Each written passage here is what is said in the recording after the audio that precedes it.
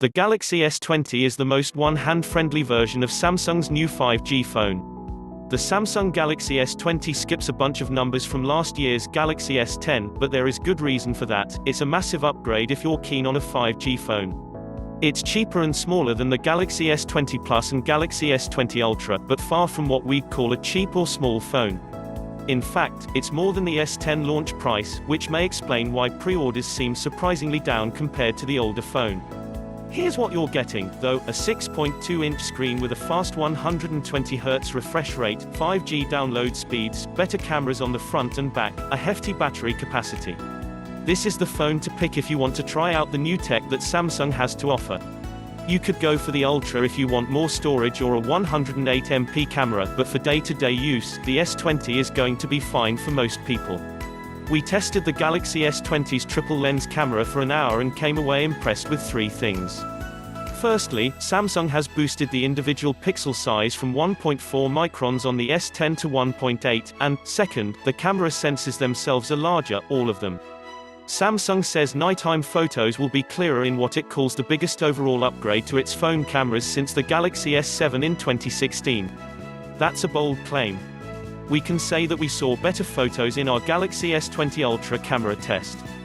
Third, the telephoto lens jumps from 12MP on the Galaxy S10 to 64MP, though individual pixels are smaller here, so it may not change that much compared to what the numbers suggest, and it brings 3x optical and 30x digital zoom to the table. The ultra-wide lens decreases in megapixels 16MP to 12MP, but increases in microns and sensor size, which should prove to be more important. Every camera is better on paper, though not as dramatically upgraded as on the S20 Ultra. The Galaxy S20 is the first phone we've tested that records 8K video, which seems like overkill, until, that is, you realize that this gives you much more scope to crop in and edit without sacrificing detail, even if you're only outputting to 4K and 1080p. That's great news for content creators, although 8K is stuck at 24 FPS, and Samsung's advanced steady stabilization doesn't apply to 8K or 4K video, so you won't get buttery smooth videos. Powering all of this is a new speedy 7nm chipset, 12GB of RAM, and 128GB of internal storage, and unlike the basic variant of the Note 10, the S20 has a microSD card slot for expandable storage should you run out of space. Its 4000 mAh battery seems beefy enough, but we're interested in seeing how much 5G hogs our battery life over a day. The expanded capacity has had one negative consequence already: it's squeezed out the headphone jack. It's the same story with the S20 Plus and S20 Ultra, and it's the first time Samsung has dropped the feature from its S range. The Galaxy S20 has a lot of things going for it: a sizable screen with a fast refresh rate, a new triple-lens camera with a lot of promise, and solid specs headlined by faster 5G speeds. But it may fall into the trap of being neither affordable nor the best of the new Galaxies. Its price hike will be a turn-off for some, while others with a substantial budget will look to the S20 Plus and Ultra for the fast 5G peak speeds and, in the case of the Ultra, a much better camera. Brace yourself, you're going to pay more for the Galaxy S20 than last year's flagship Samsung phone due to its 5G upgrade, bigger camera sensors and larger 6.2-inch 120Hz display. In the US, UK and Australia, the Galaxy S20 5G price is $999 per £899 per 1,499 Australian dollars with 128GB of storage. If you want 512GB of storage, you'll have to buy the S20 Ultra. The phone is also available in a 4G version in some markets such as the UK, Australia and UAE, where the price £799 per 1,349 Australian dollars per 3,199 United Arab Emirates dirhams. Those in the US are only able to get the phone in its 5G variant. This new price means that, in at least one region, the flagship inherits the Galaxy S10 Plus launch price $100 more than the base model S10. It also matches the $999 iPhone 11 Pro launch cost, although Apple's phone has a smaller 5.8-inch display and that price gets you just 64GB of storage. When will you be able to buy one? The Samsung Galaxy S20 release date is Friday, March 6 in the US, Australia and the UAE, and Friday, March 13 in the UK, although many networks are offering it for pre-order now. Why is it out a week later in the UK? We've got no clue. The Galaxy S20 has a 6.2-inch display, offering exactly 0.1-inch more screen real estate than last year's 6.1-inch S10. It doesn't dramatically change the overall size of the phone, and its max resolution remains the same as recent Samsung Galaxy S models at WQHD+ 3040 by 1440. Samsung is still offering a default resolution of Full HD+ 2220 by 1080, which looks more than sharp enough for most tasks and saves battery, giving power users an option if they want to push things harder. Here's another reason to keep the screen locked to 1080p. The new 120Hz refresh rate isn't WQHD+ compatible, and the jump from 60Hz to 120Hz is significant in offering a more fluid experience when gaming or surfing the web, as we've seen on the Asus ROG 2 and Razer Phone 2, even if this phone has to be in 1080. The S20 has also improved touch sensitivity to 240Hz to make games more responsive, by sensing your finger brushes on the screen at a much higher rate than previously. We know the hearing about an increased screen size might be worrying for some. There's pent-up demand for smaller one-hand friendly phones, and we have good news and bad news about that. Firstly, the good news: the Samsung Galaxy S20 is thinner than the S10. The new phone has grown taller instead of wider, with a 20:9 aspect ratio. Here's the bad news: there's no Galaxy S10e sequel, the cheapest, smallest of the S20 range in 2019, to offer those with smaller hands a 5.8-inch display size. The Galaxy S20 is the smallest of Samsung's S phones for 2020, and while we appreciate the smaller front-facing camera punch-hole and return of HDR10+ in the screen to deliver more dynamic color reproduction during movie watching, a bit of screen size diversity would be even more welcome.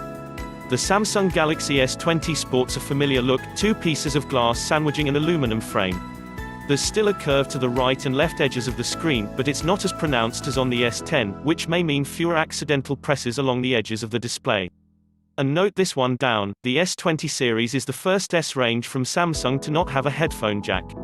You'll need an adapter or wireless set of cans instead. The only port on the handsets is a USB-C 1. There are 3 Galaxy S20 colors: Cloud Blue, Cloud Pink and Cosmic Gray, and the hues are rather tame compared to all of the options we got for the S10 series. There's a black version for the S20 Plus and S20 Ultra, but that's not available on the normal S20. Cosmic Gray, Cloud Blue and Cloud Pink are all available in the US, UK and Australia. If you don't like any of those shades, you may want to wait a while, as it's likely Samsung will bring further options in the future. A true camera upgrade. Triple cameras, including a 64MP sensor. 8K video recording for some reason. 10x digital zoom, improved low-light photos. The Galaxy S20 is poised to offer the biggest year-over-year camera upgrade since the Galaxy S7 replaced the S6, and that has a lot to do with the fact that all 3 rear cameras offer larger sensors. They're arguably the most important hardware factor governing image quality, given the fact that camera smartphones sport tiny sensors. A quick note here: it's best if you ignore the plethora of number-heavy camera specs, and instead consider what they mean in terms of the photos you can capture. Otherwise the S20 cameras could look like a downgrade, and that's far from the case. Here's what we mean: the main camera, which remains 12MP, has an f1.8 aperture. That's theoretically inferior to the S10's f1.5 plus f2.4 dual aperture, which changes depending on lighting conditions. f1.5 pulls in more light for improved low-light shots. But Samsung has increased the size of individual pixels from 1.4 microns to 1.8 microns. Combined with the larger sensor, you'll capture more detail and light on the Galaxy S20. The same goes for the new 64MP telephoto camera, which looks like a big upgrade over last year's 12MP telephoto camera. It is, but here the individual pixels are smaller, while the aperture is wider. f2.0 instead of f2.4. Smaller numbers are better. Again, it's a net plus overall, and we also get a 3x lossless zoom and 10x digital zoom thanks to the new telephoto camera specs. The Galaxy S20's 12MP ultra-wide camera has changed the least, but it too has a bigger sensor, larger pixels, 1.4 microns over last year's 1 micron, and the same f2.2 aperture. That should make your ultra-wide photos a lot better, even if the S10 had a 16MP ultra-wide camera. We're going to have to test this triple lens rear camera setup a lot more during our full review process, but we already know that the Galaxy S20 won't be quite as powerful as the Galaxy S20 Ultra, which has 4 cameras on back, a 108MP main Sonore, and 10x optical, 100x digital zoom. The Galaxy S20 breaks new ground with the introduction of 8K video recording and anti-roll correction up to 60 degrees as part of its Super Steady stabilization feature. Just don't expect to be able to use both this higher resolution and Samsung's advanced stabilization tech at the same time. Super Steady is still strictly a 1080p affair, it doesn't even work in 4K. 8K recording, limited to 24 FPS, has one big benefit: you'll be able to crop and edit videos without sacrificing quality if you export to 4K or 1080p. But it's still in its infancy on smartphones, and we still imagine that most people will shoot in 4K, where you can get more control over frames per second, 20x video zoom, 8K is stuck at 6x zoom, and files that are smaller 8K footage will eat about 600 MBs per minute in the HEVC format. If you do decide to shoot in 8K, you can hit the camera button when you're recording to take an instant 33MP still image.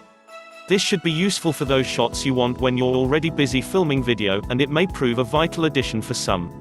Samsung's robust yet easy-to-use camera app continues to be the best among smartphones thanks to new and returning features.